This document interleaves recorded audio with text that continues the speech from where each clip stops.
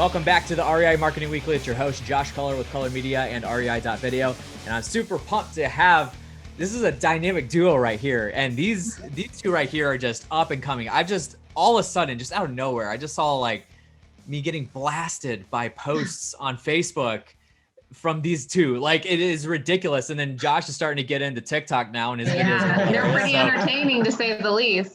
We got to give some shout outs for that there. Yeah, I appreciate it. I'm having a lot of fun, man, honestly. So I appreciate the shout out. Absolutely. So I've got Josh and Tiffany High from Columbus, Ohio on the horn here. Guys, what's going on? How you doing? Yeah, thanks for having us on. Yeah, thank you. Very grateful for the opportunity. So I appreciate you having us on as well.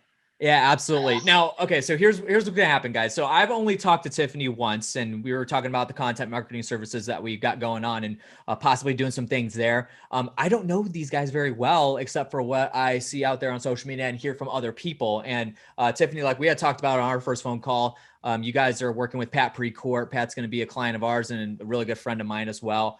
And so, just hearing the buzz around what you guys got going on, you have a lot going on right now. So I am going to let you guys introduce yourself and then tell us what you have going on and how, at the end of the show, we'll have you guys talk about how people can connect with you and learn more about what you got going on.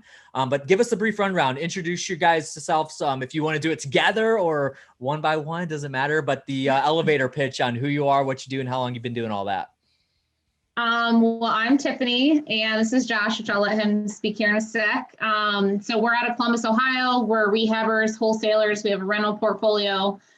Just to give you an idea on the kind of volume we do, we have almost $1 million in the queue right now to close. We close around like anywhere from $200,000 to $300,000 a month.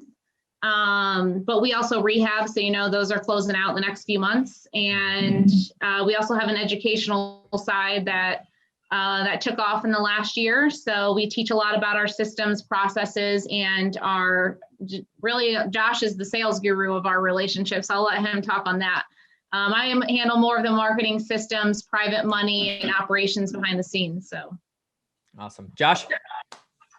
Yeah, no, again, appreciate you having us on. I am in charge of like our project management for our rehabs, and then I also lead and run our sales team.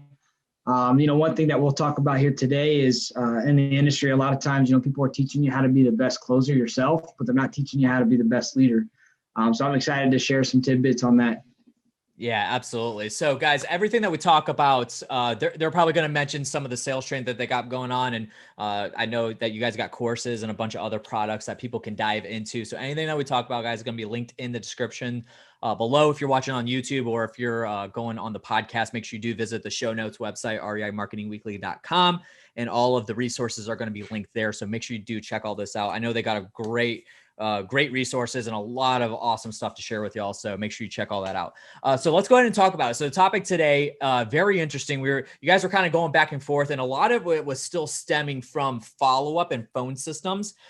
So that's what you guys are going to talk about today. And I think, and I've had the conversation about follow-up with several people on the show here, but the way you guys kind of explained it to me right before, and I was just listening to you guys going back and forth, trying to decide what you're talking about.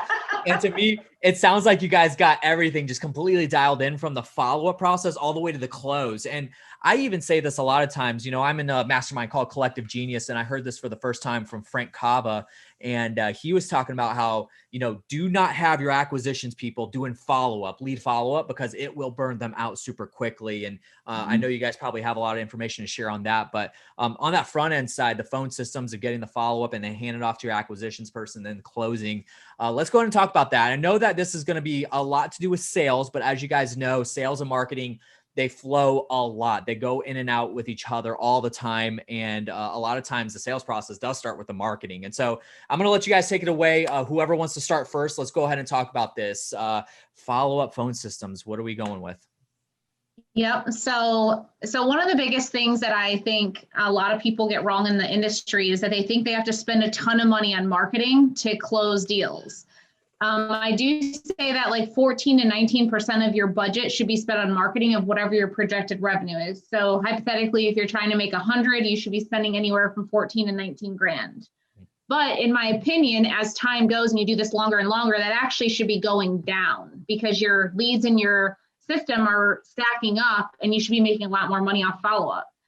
So an average lead in our system, from the time it becomes a lead, they raise their hand, they want to sell, and it comes into, we use Podio. So it comes into Podio. It takes, I think it's like at 98 days right now before we actually put it in contract. And that continues to grow as we are doing this longer, because we're landing deals now from leads that have been in our system for 2 years. And so a lot of people, they join the industry and they think, oh, I got to start marketing. And if I don't land something in the first 30 or 60, 90 days, and they make, I feel like so many people put pressure on students out there that like, you should go from 0 to 100,000 a month in 30 or 60, 90 days. That's not reality. So anyways, I think it's really important to harp on that. So I want to give you an example. We've been doing this for a few years now. We spent 13 grand on marketing last month and closed 300,000. So it goes down over time. And really from there, as you continue to grow, marketing does go hand in hand with sales, because your closers need to be able to close every closable opportunity.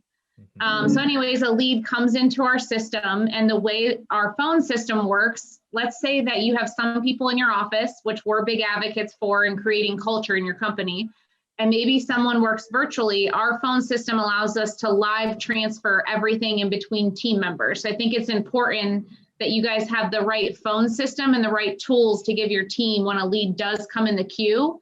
Because if you have people just like one-off, I hear too many people on CallRail these days.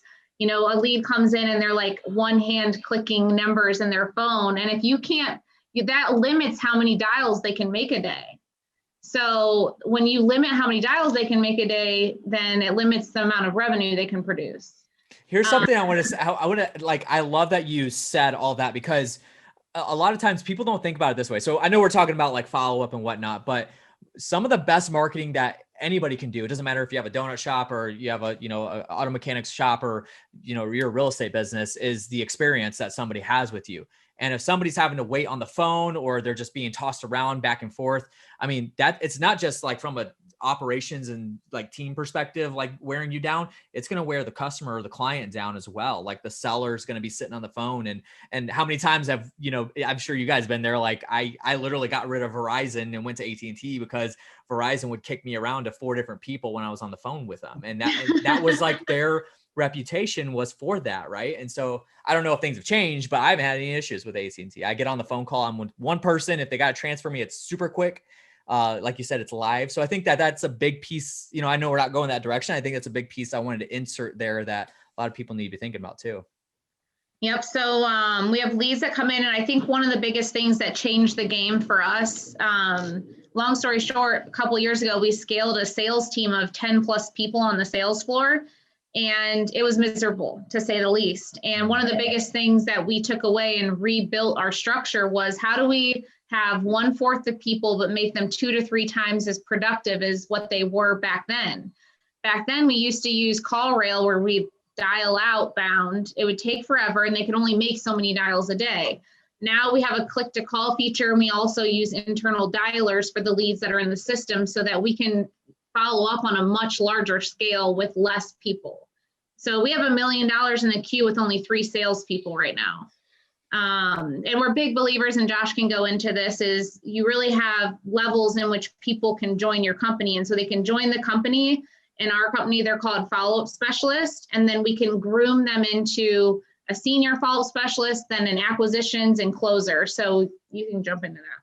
Yeah, I mean, to Tiff's point, going to this phone system that we use now, it gave us the right tool that we needed to start to hold our people accountable, because now it's very black and white. I can see exactly how many phone calls we had, how long each phone call was, and I can start to track these key metrics in order to hold our team accountable. So in a picture perfect world, we took a step back, to Tiff's point, and asked ourselves, how can we make our most skilled people, how can we keep them closing? The whole goal is we want our closers closing, and focused 100% on closing deals. So that was surrounding them with people who, one, knew it was much easier to bring someone on and train them as a follow-up specialist. Just very big picture, these follow-up specialists are asking very, very basic questions like, do you want to sell? Why do you want to sell? And how much do you want for your property, right? Very, very basic and to the point, to qualify them to see if they're ready to make that yes or no decision, to pass it off to the closer.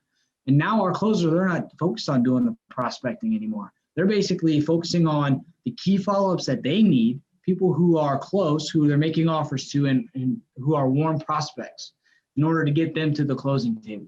Now, the mass outreach and prospecting, that's what our follow-up specialists are doing.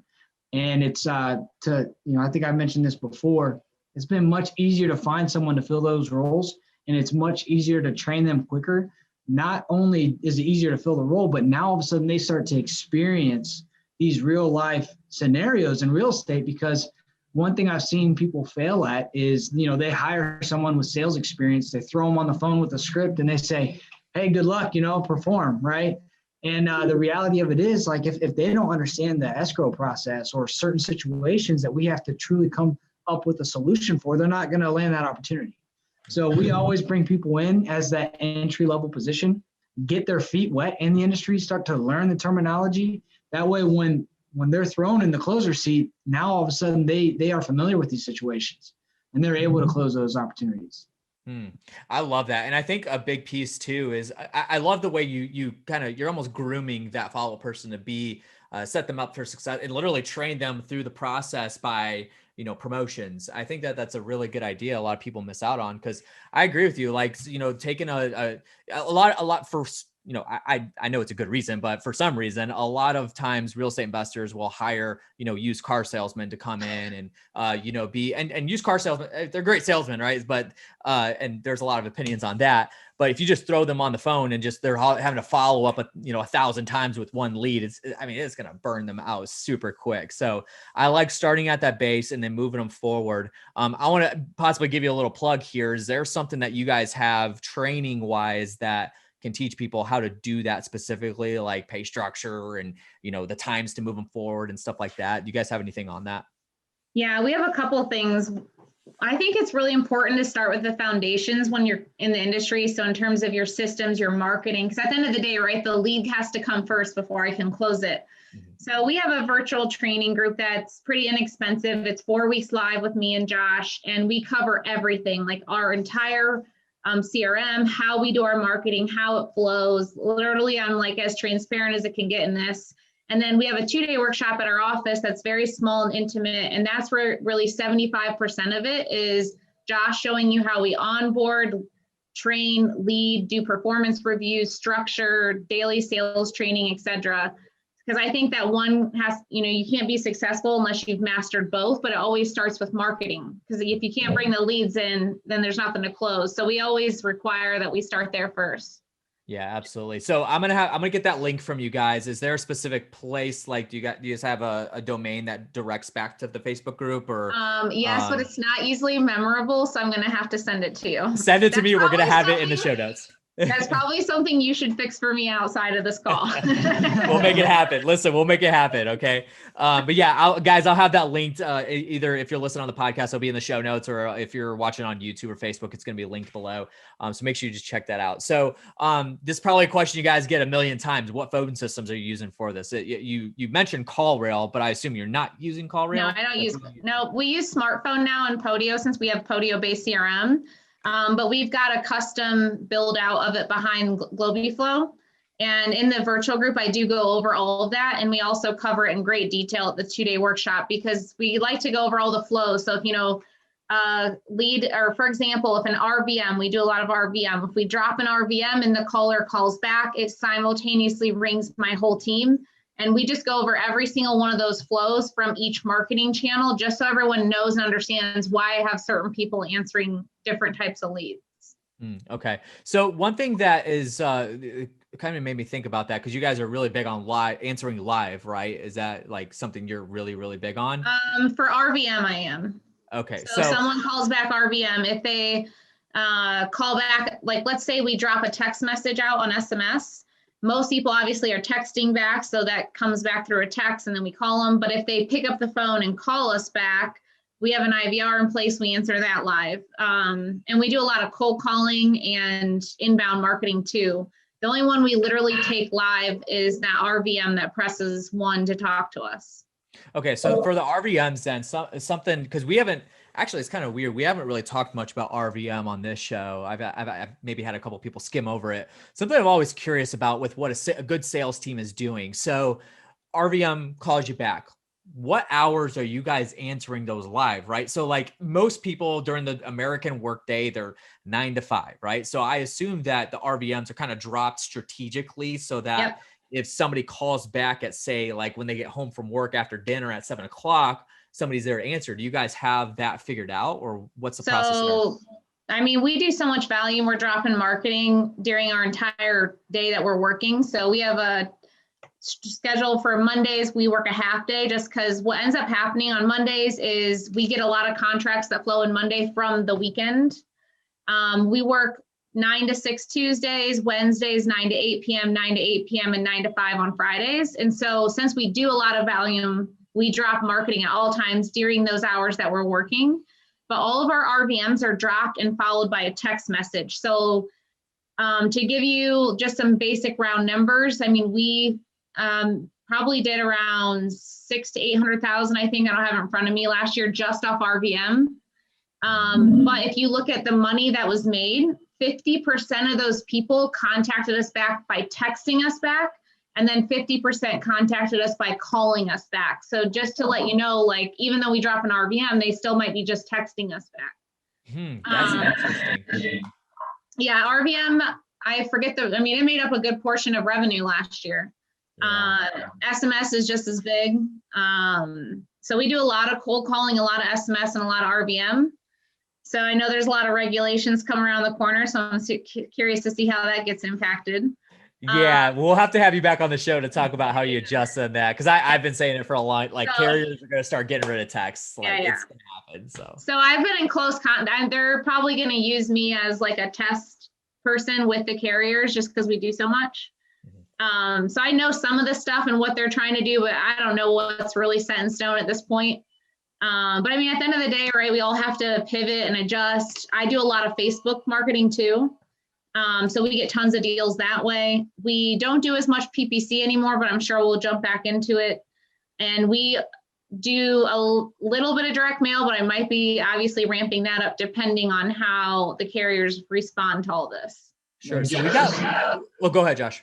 What I say to that is I tell her all the time, hey, just get us opportunities, man, because we will close them. Yeah. Every closable opportunity we will close. So we just need opportunities. I don't care where it's from. You know, one thing John Martinez really put in my head about a year ago was when I had all those salespeople. First of all, way back when, we didn't onboard them right, we didn't train them, we weren't doing daily sales training like we do now. We just weren't the operators that we are today. And I remember back then, I don't know if anyone resonates listening to this, is like you have a salesperson that is like, well, it's because the leads suck, or it's because I need more leads or whatever. So anyways, I would listen to that back then. And I remember waking up one day and I was like, Josh, how are you guys not producing? I'm giving each person 40 leads a day. So literally each individual. So I remember picking up and calling John Martinez and I'm like, almost in tears, like, dude, I have 10 salespeople. What is going on? And he's like, oh, you should definitely be cutting your marketing budget like less than half because you shouldn't be supplying that many leads. You know, the more leads you give them, the performance typically goes down. So we actually, we maybe do like 10 to 15 leads max per day per person, and sometimes under that. So that way my people are focused on follow-up and really making sure they put the right amount of time into the leads. That is huge. I think that's incredible because so many people, all they talk about is lead generation. It's like they're doing everything, text blasting, cold calling, RVMs, direct mail, Facebook ads, PPC, SEO, and they're just trying to rake in leads as much as they can, but then they don't work those leads because they don't have the resources to do that, or the operations and the resources to do that. And I think that's a really big piece a lot of people miss out on, which we have like 3 or 4 minutes. So I'm going to have you come back another time and we're going to talk about that because I think that is extremely important. So, so last thing here, we got just a couple more minutes. You mentioned Facebook. Is that an underdog for you guys that you're getting a good amount of deals, and what are you doing to get those deals? So I haven't hired out to an agency. So to be quite honest, I don't know all the different ads that I have going out. I've been doing it for about 2 years. I will say back when Facebook allowed us to target by zip code, it was a lot more effective. Obviously that put a little wrench in it. So now we have to open up our range. And another thing, I don't know if this is happening with you guys, they recently mentioned that they're taking away the ability to ask for addresses. So that it hasn't necessarily impacted us. We're still getting the leads, but obviously we have to handle that phone call different. But we don't get as many Facebook leads, but we spend about 1,800 to 2,000 per market a month, and we'll get at least one deal a month out of that marketing. So it's not like it's a volume play, because one thing that I changed as well from a marketing perspective I made a lot of mistakes a couple of years ago, so I could go on for about a day on those. But about 2 years ago, I had, friends and mentors in the industry that they say, scale, like go to all these markets. It's so sexy to scale to all these markets. Well, they're wrong. And I probably blew 250 grand in marketing that year. And really in my personal opinion, you should go super deep into a market with your marketing before you even ever think about launching another market. So we'll do probably 2 to 2.5 million this year in just Columbus and one other market virtually. So if we want to do more, we might launch another market, but we can barely keep up on our own individual market. Yeah. And we don't even have a population of 1 million. So like people who are in cities like Houston and Phoenix and Miami and all these places that think they need to launch all these virtual markets, I think they're crazy. Like you should be able to make 10 million just sitting in one of those cities. Yeah, I agree with all that. I think there's a lot of foundational pieces that people are missing out on. Just like you said, like, I mean, the company I was a part of for 6 years, we went into 5 different states within a span of a year. And we were in like all the major cities of those states, right? So we were in Ohio, Michigan, Indiana, Illinois, Kentucky, and we spread ourselves thin. And the last year that we were together, we did 300 deals. And then it all fell apart because we just couldn't and we were marketing was doing the job. We were raking in leads and, we were closing deals, but then like margins got too small and then marketing got too big and it was just a mess. So I 100% agree. I'm totally against the whole scale thing. I think if it's purposeful scaling and you have systems and operations behind it, like my good buddy, Gary Harper, he implements this kind of stuff for real estate investing businesses and you got that behind you, then, hey, maybe that's the direction you go. But there's a lot of foundational pieces that people miss out on. And I completely agree, but it's sexy, right? Like going into a virtual market, especially if you're in like California and you're like, hey, I want to invest in a Midwest market, like a Columbus or Indianapolis. It's possible. It's easy to do it, but you need to evaluate what you're going after. And is this something that you should do? So I know you guys talk a lot about this and everything that you do. So we're going to leave it on the cliffhanger right there and cut it off. So we're going to have you guys back again soon, but I want to give the opportunity for you guys. How can people connect with you? I know you first of all, I want to say I'm honored because when we were on a call, she said that she's been getting asked left and right to be on speaking stages and get on like webinars and Zoom calls and stuff like that. And then I texted her and I was like, hey, I gotta get you on the podcast. Is that possible? Like, I know you got a lot going on, but I'd be honored. So first of all, I'm honored, but I know you guys got a lot going on. And so people can't just like call your cell phone or whatever. And that's totally fine. Whatever you guys want to leave, somebody wanted to connect with you, website, course, obviously we're going to have the Facebook group so people can go to that. So y'all get that link from y'all. But what's the best way for somebody to connect with you guys and learn more about what you got going on? So the first thing you're going to do when we come on as a client is get us a site that people can tap in and give us their email so they're not reaching out to us directly. But no, our Instagrams are Tiffany High Official and Josh High Official. And don't forget to follow Josh on TikTok because he has like 10 followers now. He's growing. Hey, all the love's coming from Facebook and Instagram as I'm coming into those. So yeah, it's been fun. It's been a lot of fun. We spend a lot of time on Facebook more than anything, I would say. But yeah, I mean, if you guys are interested in the virtual group, I'll get Josh the link, and I'm happy to give anyone watching this our script as well. I know a lot of people love our script, so I don't know if you want to just email. We have an assistant that watches heelshomes@gmail.com. That's HEELS homes, HOMES@gmail.com. We'll send you the script and links to the training. Awesome. That's incredible. I seriously appreciate that, guys. And man, this has been absolute massive value that you've delivered here. And so You guys, this is just like the beginning. This is skimming the surface on what these guys are all about. So make sure you do go check out all the links below so you can connect with them and get into that Facebook group. What was the price on that? I don't want to say a price, but I think I saw $9.97. That's ridiculous. You guys need to bump that up. That's so stupid. I don't understand. So Maybe that's something you can help me with too. listen, if you're listening to the show right now, guys, this is the time to go join before they raise the price. So get in there. Okay. No, seriously, guys, thank you so much for being on the show. I look forward to having you back again soon. And this has been fun. Awesome. Thanks, Josh. Yes. Thank you very much. All right, guys, that is going to do it for today's episode. Thank you so much for joining in and listening to the show today. If you haven't already, make sure you have subscribed to the show. If you're on Apple Podcasts, now is the time to head back over to the homepage of the show. Leave a 5-star review with your feedback. I would much appreciate that. That would mean the world to me. And then also, if you haven't already, the REI Marketing book is out and available now. At the time of this recording, I think it's still in pre-order, but by the time this show goes out, this will be completely available. 210 pages of the top real estate investors on how they run their marketing tactics and all kinds of awesome stuff that's in here. Just an insane amount of value. This actually turned out a lot cooler than I thought it was going to. It was a lot of hard work, but it's great content in here. So if you guys want to go pick that up, it's reimarketingbook.com. Go snag that now. It is literally a free plus shipping offer. So in case you didn't notice, this is a marketing show. So I'm going to tell you flat out, I'm putting you into my marketing funnel. Just get that free plus shipping offer. It's like $4.97. So make sure you take advantage of that. One more time, reimarketingbook.com. Thank you guys for joining in today, and we will catch you on the next one. See you later.